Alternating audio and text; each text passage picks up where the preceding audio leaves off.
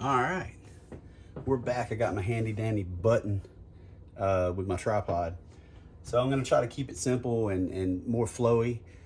I'm gonna be making meatballs and gravy, mashed potatoes, and cornbread, homemade cornbread. But anyway, I'm gonna chop up my onions and my vegetables and we'll get to the process. And my wife is up now, so you might hear her in the background. She's opening.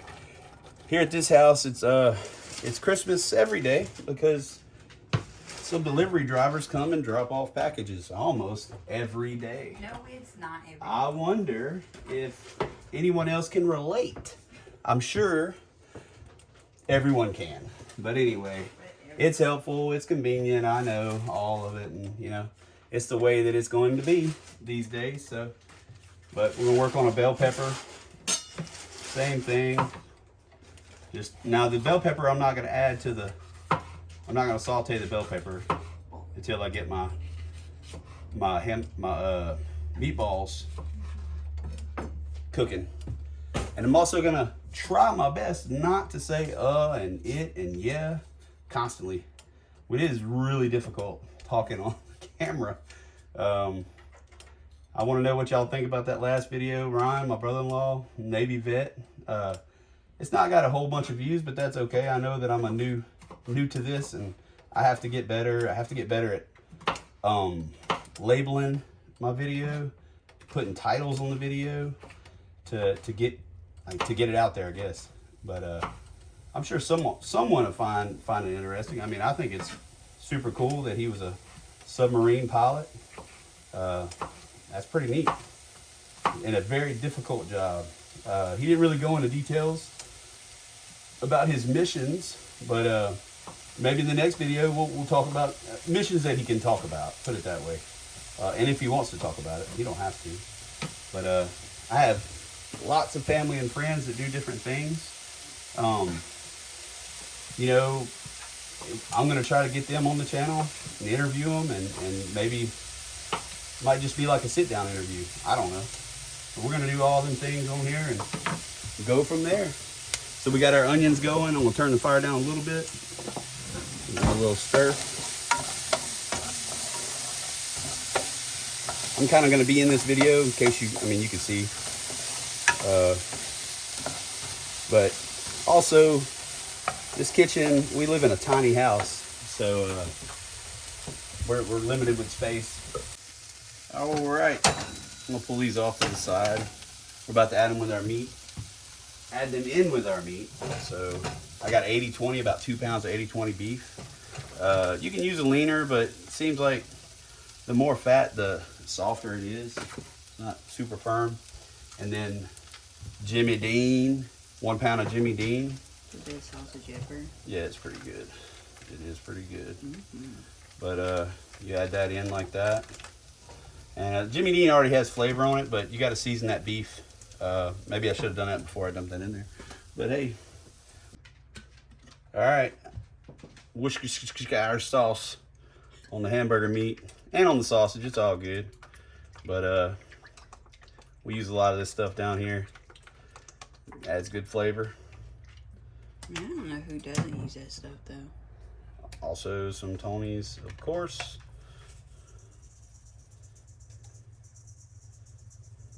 And I don't use salt usually because Tony's has salt in it. So and the Jimmy Dean has salt in it too. Your garlic powder, your onion powder, and once again, you season how you want to season. I mean, some folks can tolerate more spice and whatever. I put Italian seasoning almost in everything. I love the way it, I guess, gives that taste, a little bit of zing. So, but I think that's everything. Yeah, and then I just put the onions in there that are cooked and add that to it. So you just make these balls, these meatballs. It's kind of like hamburger steak probably, but it's just meatball. But how's y'all's day going so far? Y'all, if you made it this far, you know, I'm gonna put my little adventures before I come home and cook, and I'm still making this video, so I didn't hit it big at the casino. Clearly, very rare that I do any good at the casino.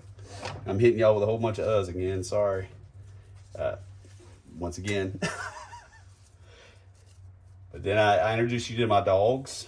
Ella, she is a miniature schnauzer. Purdy's a miniature weenie dog / something else. She's a Dachshund. Yeah, Pablo is, his mama's a Dachshund. They both have the same mom. They're from the different, crud. What am I trying to say? Litter. There we go. Yeah, I hung up on my words. I usually flip them about twice before I stick them in the oven to let them finish. But I got the oven on 350, and I usually let them bake for about 20 minutes or so. And then I'm gonna pull them out and I'll start my gravy.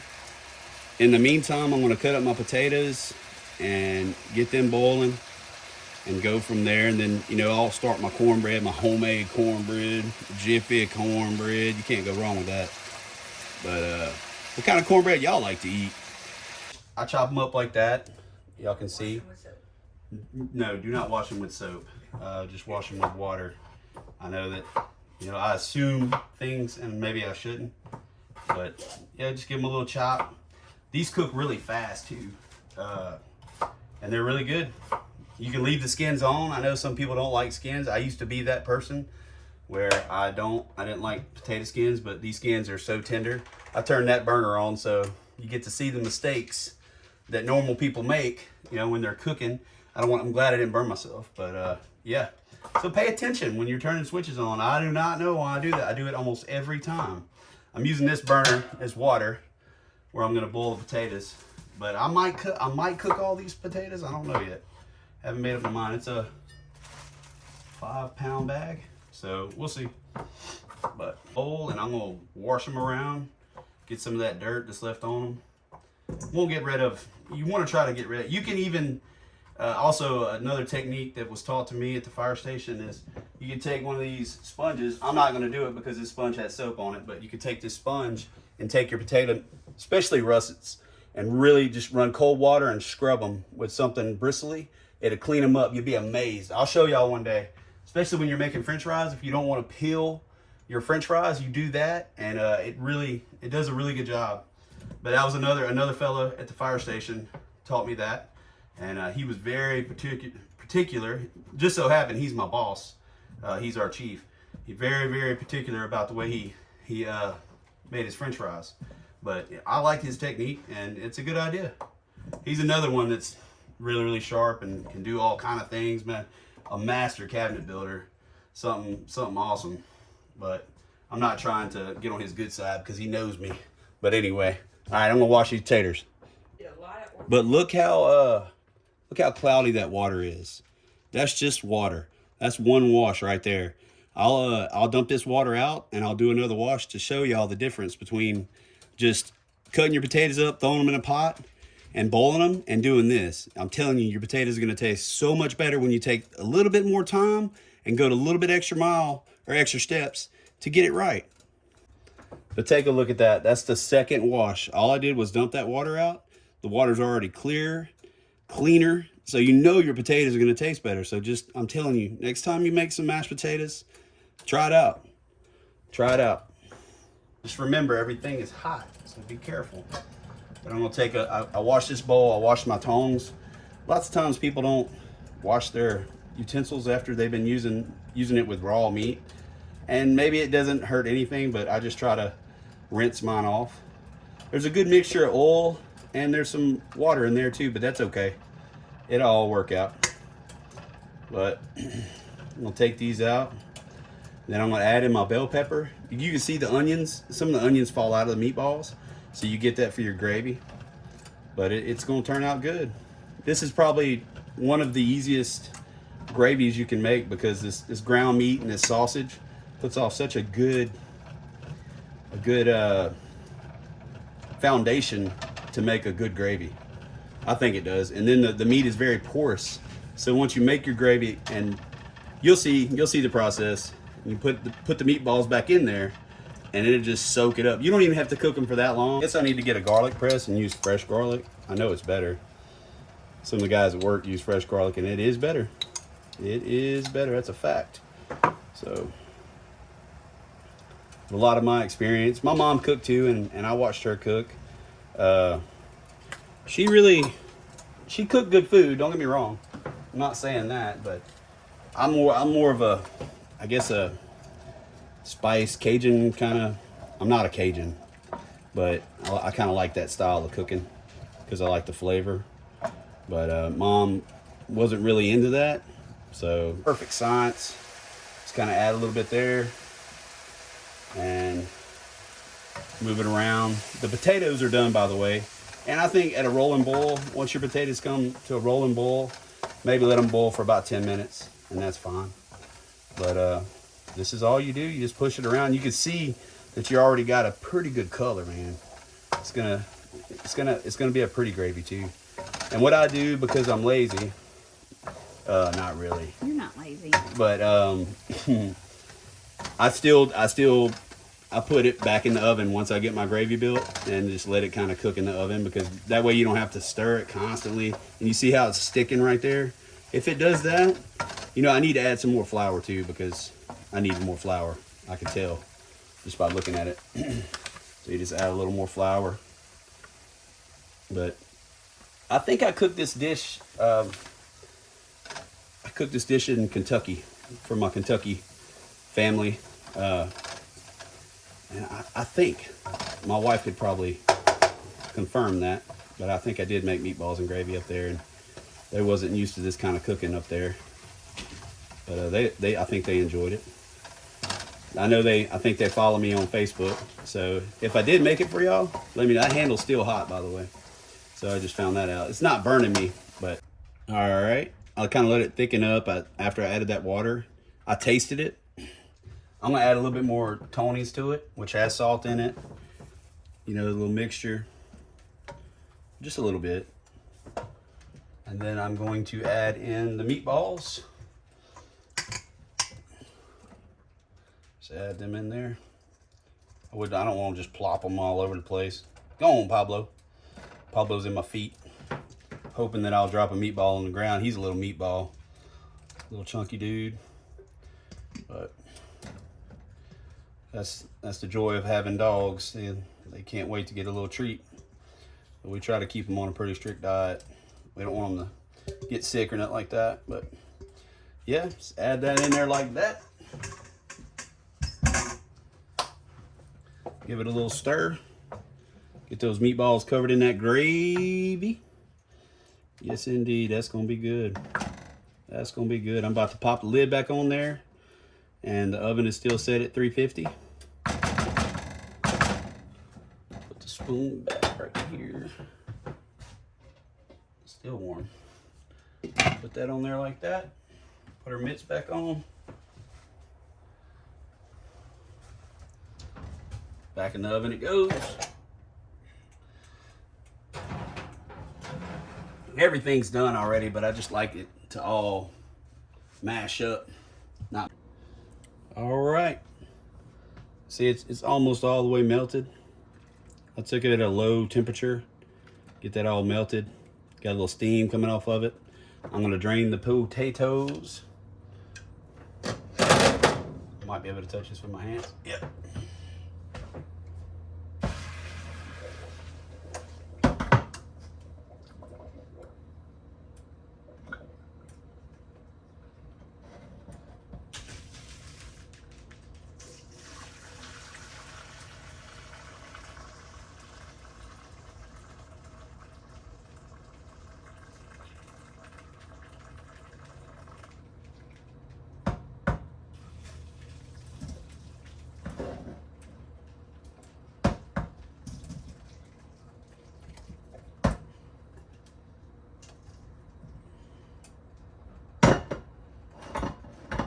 If you don't want to heat up the mixture like that, you can just dump all your potatoes out and then put your butter in the hot pot, and then dump your potatoes back on top of it.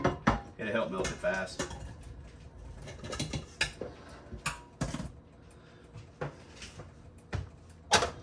Just add your mixture. Well, first you can season, put some more salt on your potatoes, pepper. And once again, I don't go overboard with the seasoning because you can always add seasoning, can't take it out. So I do something maybe other folks won't do, but I really like the way the Italian seasoning it makes the potatoes look pretty, and I think it makes them taste good too. So just add a little bit of that. Then add your mixture.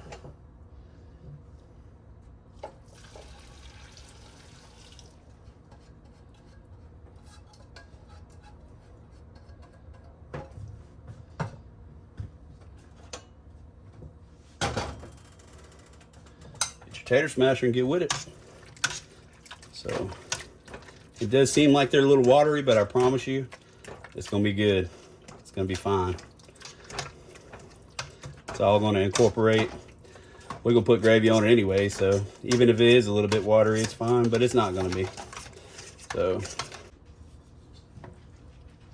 there it is. I got the cornbread in the oven right now, and that gravy's pretty, I mean, it's not super thick.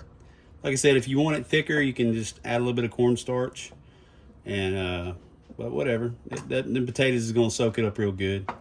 So, but the next time I come on, I'll have it plated and give it a taste and see what it's all about.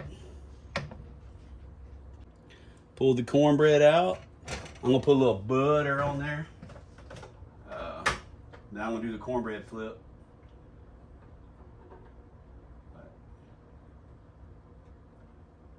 I'm gonna put a lot of butter on there, just a little bit. My wife does not do the cornbread flip. She just cuts it in the pan, which you can do that, but I don't know. It's whatever you want to do. See, I'm gonna do it live, so if it doesn't come out right, y'all can bully me in the comments. Uh-oh.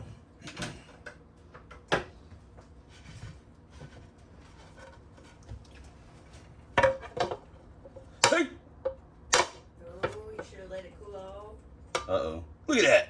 Ha! Look at that cornbread. Look at that cornbread.